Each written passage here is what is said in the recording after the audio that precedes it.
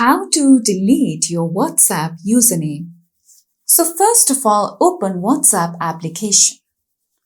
From here, tap on the three dots at the top right corner. From here, go to Settings. Now from here, go ahead and tap on Account.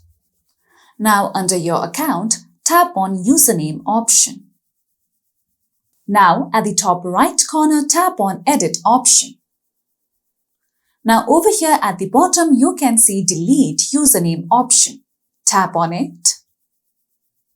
Now on this pop-up, you can see that if you continue, your phone number will show in existing username, chats and calls. And deleted usernames may be available for others to use. So make sure you go through this and then tap on the option of Delete. Now after this, tap on Username option. And with that, you will successfully be able to remove your username on WhatsApp. So that's all for today's video, and at last, don't forget to subscribe to our YouTube channel.